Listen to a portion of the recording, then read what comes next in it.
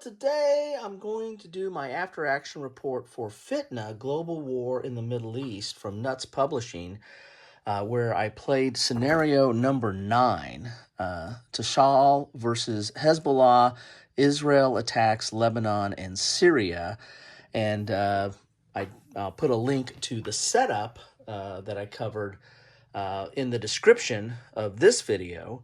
But today we're going to talk about what happened. So this is the final outcome of my game. It's a 6-turn game. I put the 6-turn there. I played 6 turns, and I messed a few things up. I mean, it's a relatively straightforward game. It's not that complicated. It's a little bit different than your normal war game. It's point to point and card driven game, but even the card driven nature of it is a little bit different as well. I mean, there's op points, but there's 2 different kinds of cards. There's events and assets that have op points. Well, most of them have op points, but there's also events on the cards and actually, abilities and column shifts on the assets. So it's not your standard CDG, but it draws a lot from that. The rules and the combat are relatively straightforward. You have your attack, your defense, your movement. You've got a little bit of exploit to go into empty hexes. So a lot of good stuff going on here. As I said, I might have messed up a few things, but that's on me. The rule book is not that complicated. The game is not that complicated. I just have a tendency to flub up on some stuff, especially the first time I'm playing a game. So what were the victory conditions in this game? Well, for the Israeli, the victory conditions are your prerequisite were to control Netanya, Haifa, the Golan Heights, and so you had to control that. And in this case, Israel had those hexes under control. I'll move over to here because most of the action in this game is right over here. So let's get a up close and personal view of that area of the world. There's some activity that goes on over here, but most of it is right here. It's a very densely packed area with combat units, and that's where most of the action happens.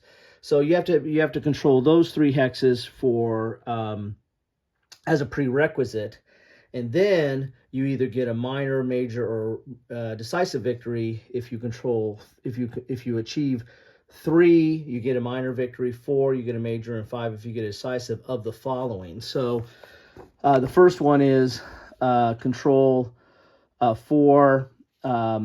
First one is control the following 4 spaces: South Litani, Marjanun,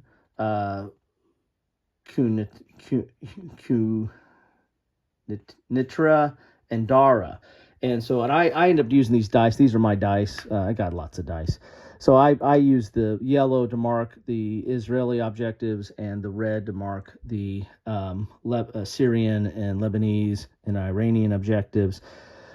So I controlled all 4 of those with the 1. So I got that. But you need to have at least 3 to get some kind of victory. You have to control Beirut or Damascus, and I ended up controlling Beirut. I actually had Damascus, or I say the Israelis had Damascus. Was I tipping my hat there? No. I mean, I played this 2-handed, and I played both sides trying to go for their objectives pretty strongly. In fact, the Israelis had Damascus until the last turn. I mean,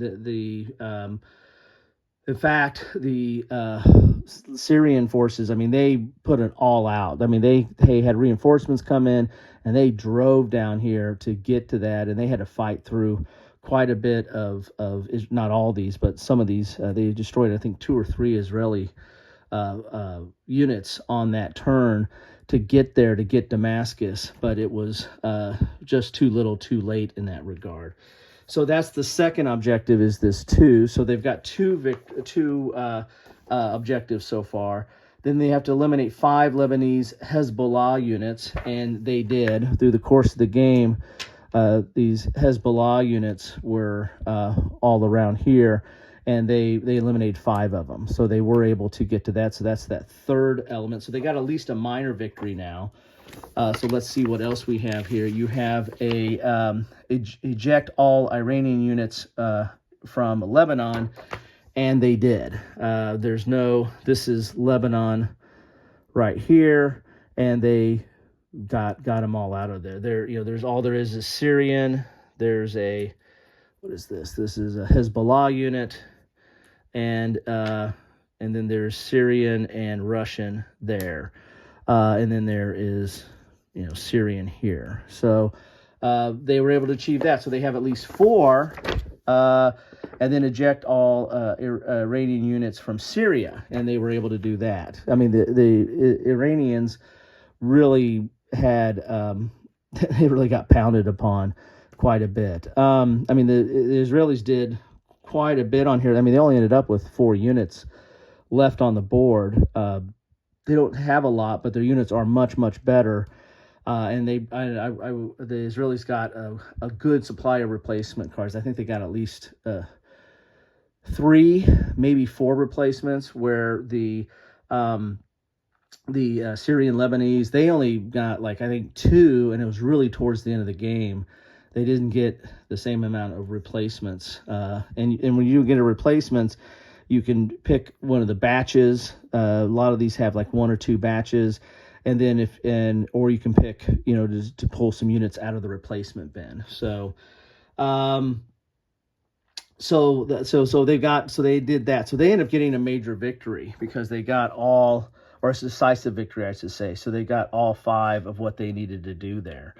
Now, what were the victory objectives for the Irano-Syrian? I've never heard of Irano before. Irano-Syrian player. Their prerequisite hexes were Damascus, which they got on the last turn. So that's one reason why they pushed so hard, because they had to control that. Aleppo, which they had. Tardis went back and forth. And they were the last ones to control it, so they ended up having it. But that went back and forth. And the Russians were there. The Syrians were there. The Israelis were there. That something was highly fought over. Latakia and Raqqa, and they had both of those, so they had their prerequisites. So that's kind of your ante to get in the game. Their first objective was to eject all Israeli units from Lebanon. They didn't do that. Eject all Israeli units from Syria. I think this is. That's actually Lebanon. So they actually got the ejecting all from Syria. So they had one of the things: control an unbroken line to Beirut from these 3. I marked them as these 3 dice up here.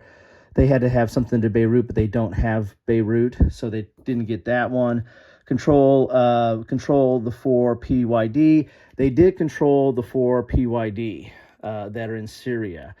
And it took a little bit of doing to get that done, and that last force was up here, and Turkey had to help out a little bit with that, if I played that right. Eliminate all ISIS units and all the ISIS units and Sunni and al-Sham militia present in Lebanon and Syria, and they were able to do that. They had here's all the al-Sham. They were able to get those out. Here's the ISIS. Now the ISIS don't start off on the board. So I mean, what the Lebanese, Irano, what do they call it again? The Irano-Syrian player. I'm just going to call him the Syrian player. They actually played a card to activate these, put them on the board, and then knock them out. It was kind of weird. So they eliminated all that were on the board because these were the only ones on the board. The rest of them were in their force pool. So, and then the Sunnis are over here, and they were able to take them out as well. So that's a little bit of weird. It's almost like infighting of some sorts, but they did accomplish that. So they accomplished 1, 2, and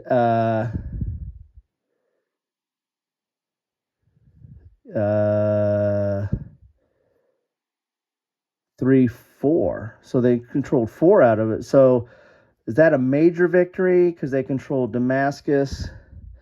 Yeah, so I guess the question I need to check on the rules is if one has a major victory, one has a minor victory, or one has a decisive victory, another one has a major victory. I guess the decisive victory wins out. I have to kind of read up on that. I didn't realize that 2 could have a victory. I mean, as I said, I just finished up this game, so I'll read into that. Very interesting game, how it played out. The Israelis, they're really packed in tight here, but they have better units, and so they kind of branched out and took out the ones, these areas they needed to have, and then controlled Damascus, and then came up the coast and took out Tartus, and in the process of that, eliminated the Hezbollah militia, and they were really focusing on the Iranian units because that was part of their victory condition. So that's what they kind of pushed for and did. At the same time, the Syrian, had to get these PYDs that they worked on. They had to work on the Sunnis and the Shias. They were kind of getting, and the ISIS, and they kind of had to get a card to bring that into play because there's only a few cards that do that. The Israelis had one of those cards, but they didn't want to bring them into play to give them victory points, so they used them for op points. And I kind of messed up the op points a little bit. I think I played, especially the last turn, I think I played too many cards. I think you're only supposed to be able to play 2, and I kind of played too many. But it was a really interesting game and back and forth. As I said, I might have messed up a few things, but I had fun, and I think I learned the gist of the game. The Israelis don't have very many units, and they were, as you can see, a lot of these were reduced at the end. They only had 3 units left on the board because this is just a United Nations zone there.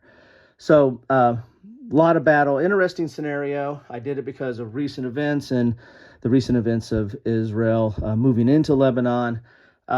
This is a lot more elaborate and a much more extensive scenario than what's going. Well, I hope this isn't what things are going to come, but that's a whole other thing.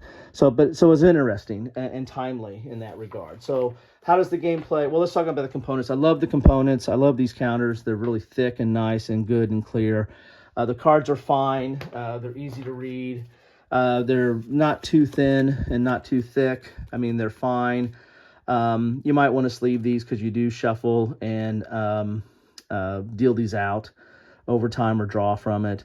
But, the events are relatively clear. There's a lot of these events where you are going to, attack areas and roll dice and try to reduce or eliminate.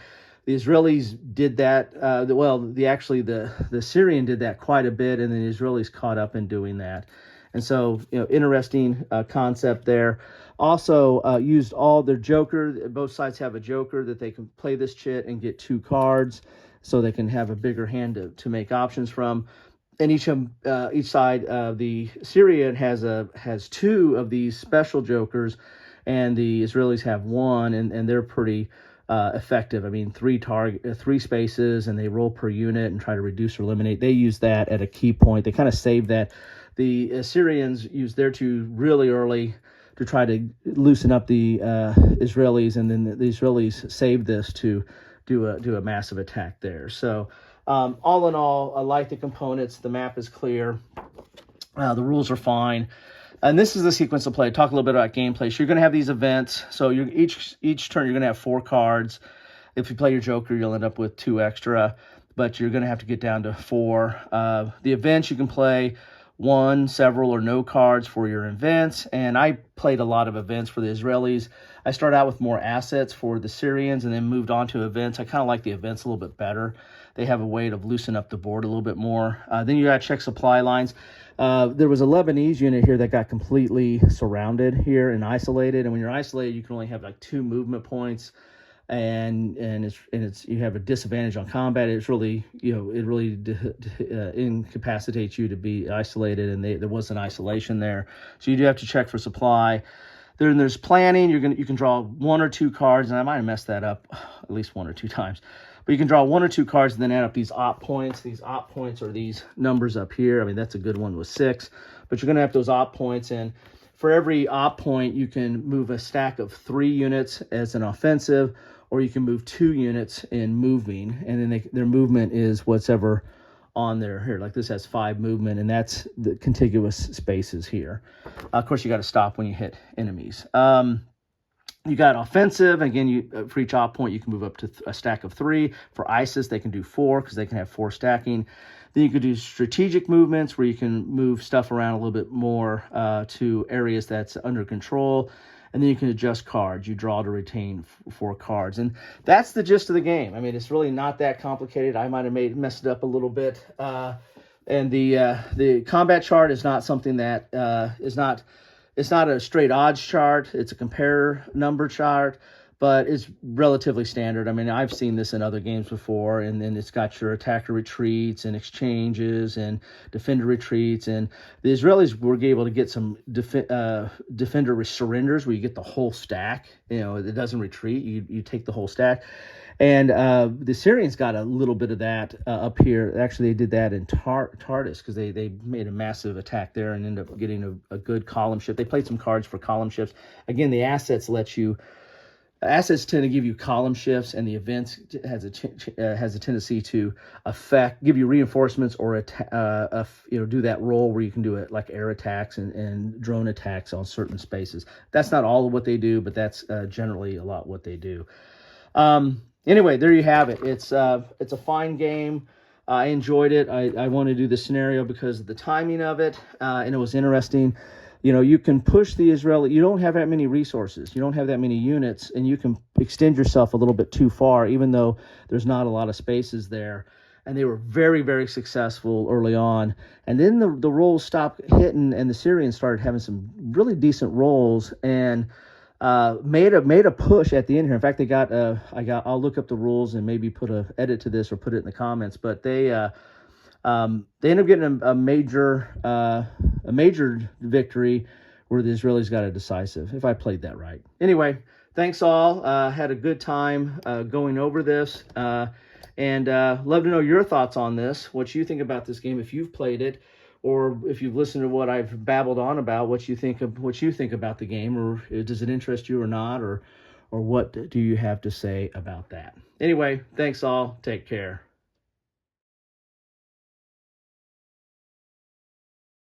Alrighty, I went back to the rules and look on how to win, and it's still a little unclear. It talks about when you have 2 players are playing a multiplayer scenario, that if one of the players gets a higher victory than the other, you go with the lower victory. You can't sacrifice the lower victory total player for the win. So I kind of understand that, but I really don't understand when you have both sides getting victory conditions. But I did go back and read or recount, and the Israeli player had a decisive victory because they achieved 5 of their objectives or requirements. However, the Irano-Syrian player, they still have trouble with that. They only got a minor victory because they ejected all Israeli from Lebanon, but they did not eject all Israeli from Syria. They did not control an unbroken line. They did control the 4 PYD, and they did eliminate all ISIS, Sunni, and Al-Sham from Lebanon and Syria. So that would be a minor. So I think a decisive beats a minor. That's how I'm reading it. Let me know what you think. Thanks.